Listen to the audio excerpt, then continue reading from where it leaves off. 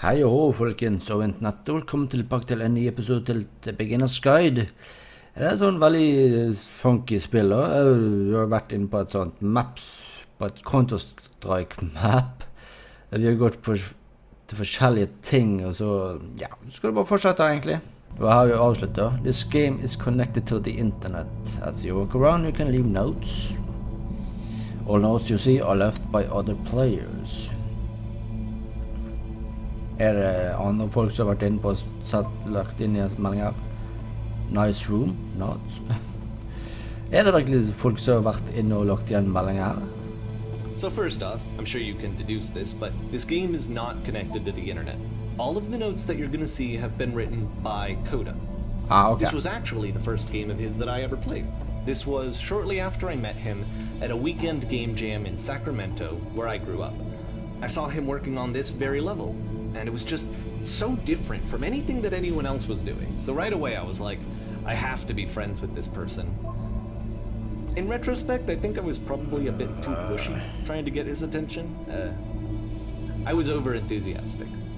But he was very gracious about it and very patient with me. And I cooled off eventually. Feel free to skip over any of these notes if they're not doing anything for you. Nothing extra is going to happen if you read all of them. Okay, det er bra. Either way, to me they convey a sense of loneliness. I see this person who's filled with thoughts and Veldig mange meldinger da, altså. Lenge til. Has no way to express them except as scattered and unheard voices in a game that wasn't meant to be played. Ok. Jeg tror ikke jeg kommer til å se på alle, så jeg kunne hoppe ned der. Isn't it? That in playing this game and seeing how alone Coda often felt, that we get to know him better and actually kind of connect with him. And I have to be honest with you, this idea is really seductive to me. That I could just play someone's game and see the voices in their head and get to know them better and have to do less of the messy in-person socializing. I could just get to know you through your work. I think this is why I always liked Coda's games so much, is because it felt like they let me have that connection. I felt as though he was inviting me personally into his world. And then I feel less lonely too. Kom til å skippe over en del her. Disse meldingene, jeg tipper du ikke har lyst til å se alle meldingene heller. Cabbage shapes you are uniform. Veldig snodig, mange snodige meldinger da, sånn som det med cabbage. Ja, tipper vi kommer oss bort dit kanskje, eller? Ser ut som vi gjør det, ja. This is a note. En note når du har skrevet en note. Don't listen to the other notes. Ok. Jeg har en god del meldinger her, så jeg kommer ikke til å se på alle som jeg sa. Pling, pling. Pling. Spør gå videre. Devil Tower Star. Spør gå stikker videre nedover hvor vi enn går. There must be a reason for it though. Ja, han Stable Security kept about. Han som lagde dette spillet har gjort dette med vilje. Beat the game! At the end of this level, we're going to see the puzzle again. And here, I'll tell you what I think the puzzle means. Kan vi åpne det? Nei. Each of these games represents an idea that was on Coda's mind at the time that he was making it. And the puzzle is a way of closing the door on a previous chapter of his life before moving on to the next one. In each of his games, after exploring a theme that, he might find difficult, Coda can then place this puzzle that he knows has a reliable solution. He understands exactly how it works, and so it gives him a simple mechanism. And because there's this dark area between the doors, a space between spaces, before you move on, you get to pause.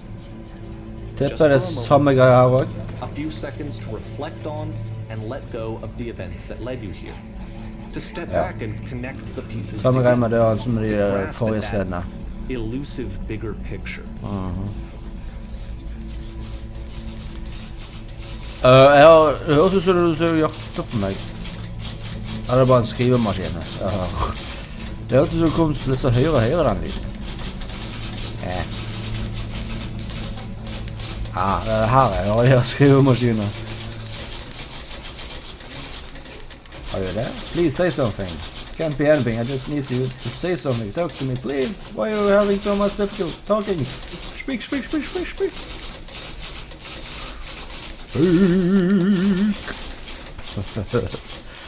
Ja. Det var litt freaky da. Okay, this one is tough. It's gonna kind of just spin its own wheels for a few minutes. Hang with it. Ok. Et lite rom. Jeg får slå ut det der The Well. Jeg husker ikke brønn heter det. En dør, ok. Fancy. Enkelt og fancy. Skal ut. Jeg faller over ut. Ja, ok. Begynte litt å lure, men det var vegg der. En usynlig vegg, men det var det ikke. Good to know. Flere som vil da.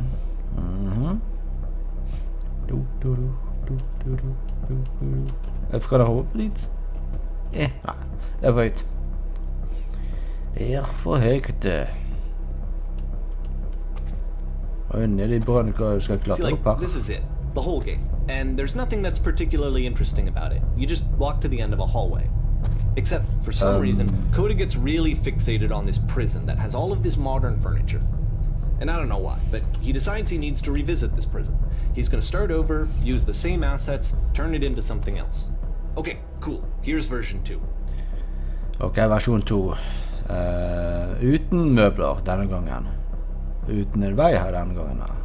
Jeg er stengt. Put a giant hole. Nei, jeg har på en TV og en surround-sang. Det har jeg lyst på. Et bord kom til syne. Eller har han vært der? Okay, now what about along the wall of the room? Bilde av en hest, like a washing machine. 10 stoves line up along the wall. Hvorfor ikke? Det fikk jeg lyst på. 2 sofaer. Think you should get light up this room a bit. Skylight, full ceiling window. Let's open the baby up. Think about 10 tall recessed electric LED ceiling. We'll put live Tesla coils in each corner. Hvorfor ikke live Tesla coils?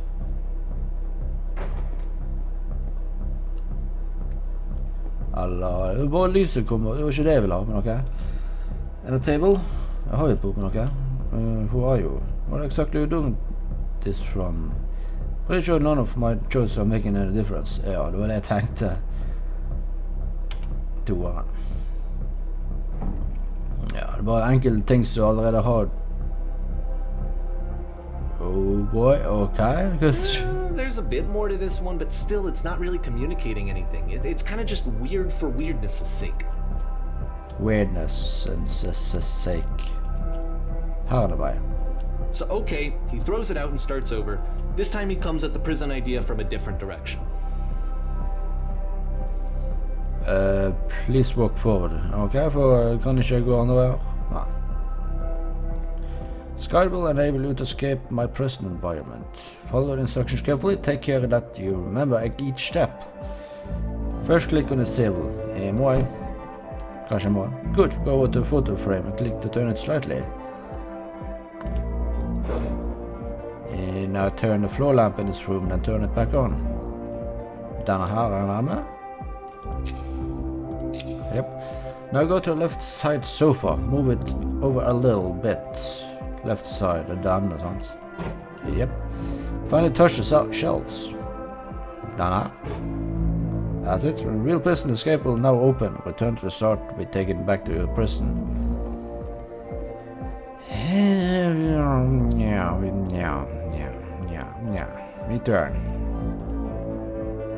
Return.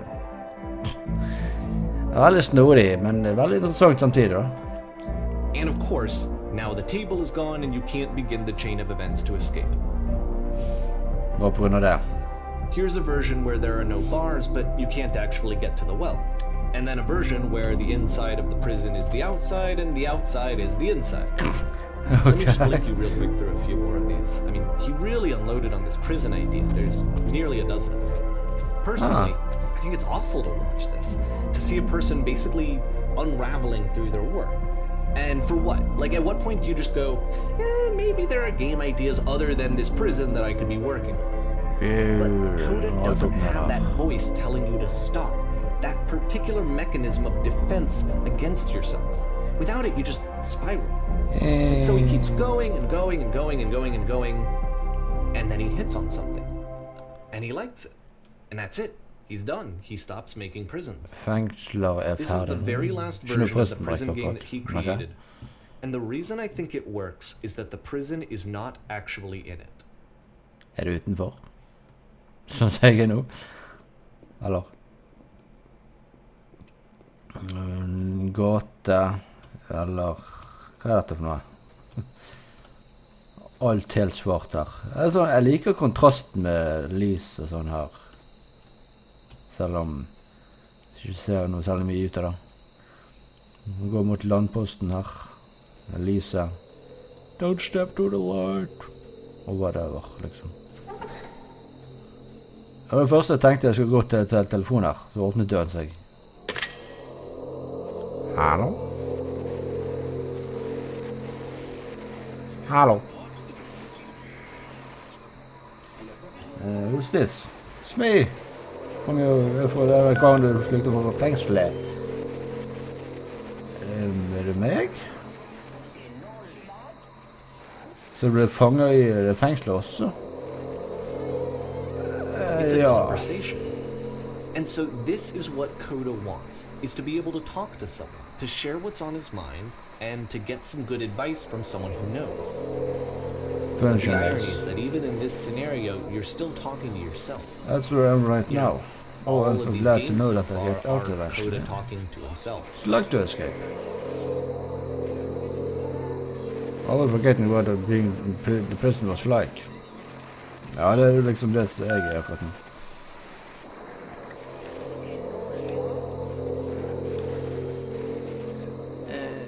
Altså når jeg har headsetet på, på en viss måte oppe her, så får jeg sånn litt sånn vondt merke oppi hodet. Så jeg må bare flytte litt på headsetet. Really? How long has it been since you got out? Nå nettopp faktisk. Ja. Et par minutter siden. Kind of like it never happened. På en måte det. Is this the worst, most desperate thing I ever had? How could you possibly forget it? You don't even forget it, you just stop identifying with it. Det er for deg nå. Wait, if you're me, then did you get a call from another version of you? And what? Dette er trippy. Snakker jo med deg akkurat om det du snakker om at jeg skal snakke, at du har snakket med en annen kar. Sånn som jeg snakker med deg.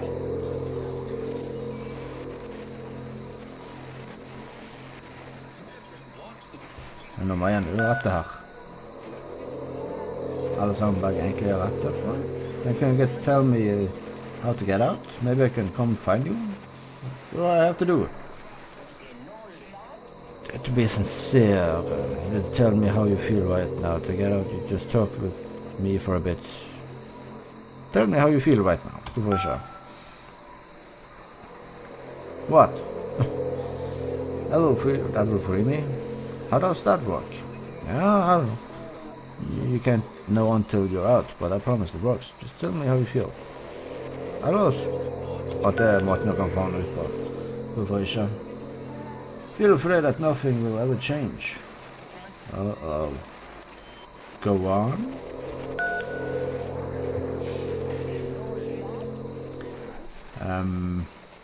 I can see why he considers this a fitting conclusion to the prison games. After all of the obsession and frustration, just to be told by someone you can trust that things are going to be okay. Wouldn't that be nice? Det er vel fint da. Å ha noen der som støtter deg om de er ondt og det gode. En kompanjong, en partner. So what would it look like if Coda wanted to make a game about talking to someone other than himself? Han venn å snakke med. Ok, skikkelig Island her. To me, this environment is meant to represent Coda's puzzle, with the two doors on either side and a dark transitional space between. Ok, skal vi gå inn og se huset rennerne? Ja, det virker sånn i hvert fall. Hva skal vi gjøre her da, liksom?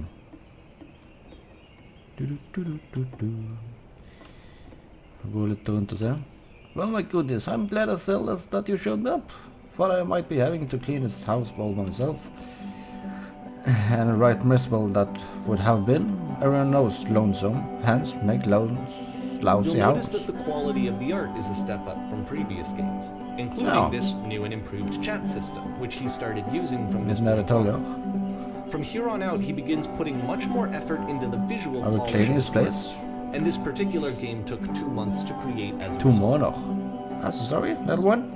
Don't you worry now. We'll be through this mess in no time. I promise you'll wish there was more. Why don't I finish up here? In the meantime, can't you please clear the table? Med et enkelt trykk, ja. Hvorfor ikke? Much nicer, that's the table I want to see. Now would you please run into the bedroom and make the bed? Sure.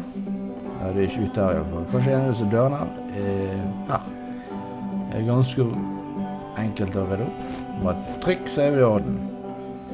While you're in there, why don't you straighten up the rug a bit? All the little details matters.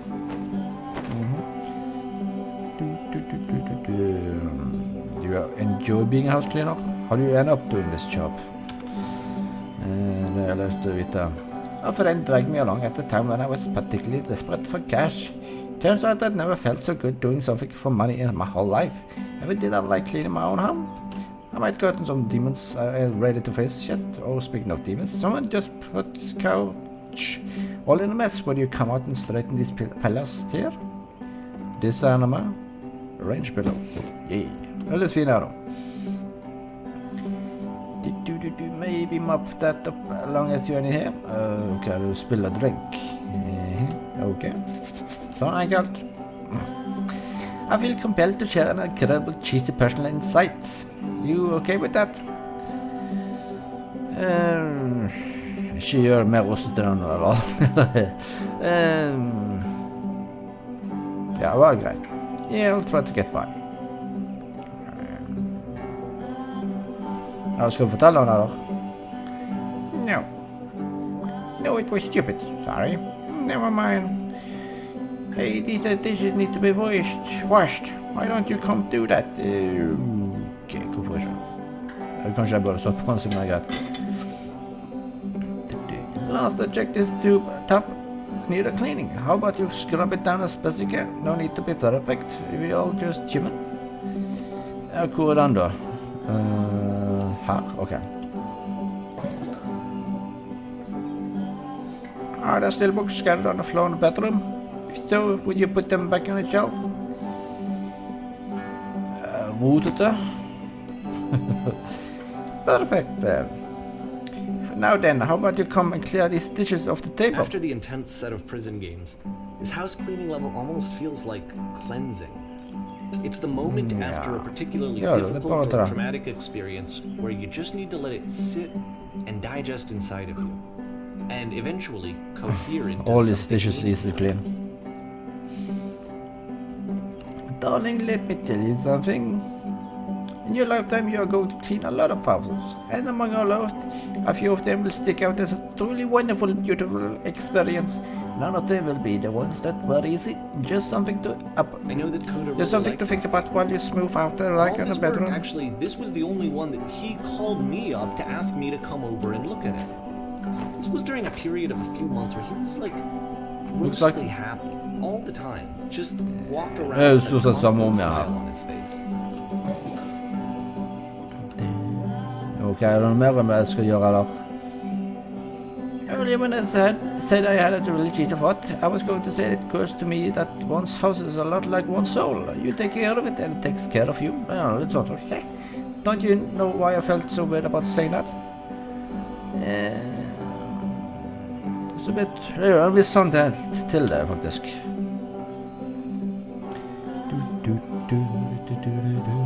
Anyway, so...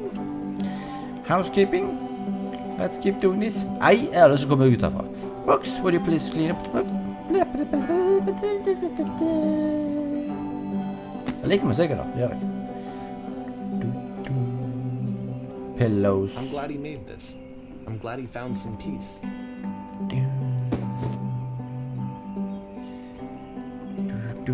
Noe mer du vil jeg skal ha meg gjøre. Spørsmål? Ok, det kan vi ta. But, You of enjoy course, this? it can't last. The music stops, your companion is gone, it's time to leave. The Endelig. door at the top of the hill is now open as well. Det er bra. You Må sjekke det. can't stay in the dark space for too long. You just can't. You have to keep moving. It's how you stay alive. Ja... Hvis du har noe som jakter på deg, så er det i alle fall lurt å holde seg bevegelse. Her var det... Which is the whole point of the puzzle doors, right? That sooner or later you have to pick up and move. I really thought that was the point of it. Ja. Items you love at This members one only gets a bit presses. goofy. Goofy. Men jeg synes det er greit at vi kan avslutte der. Hvis du har lyst til å se mer av spillet, så må du trykke på tommel opp og si fra. Hvis du i alle fall er ny til kanalen, så må du selvfølgelig abonnere. Del med venner og kompiser, trykk på tommel opp, det setter i alle fall pris på. Så inntil neste gang, folkens, så snakkes med dere. Hei ho!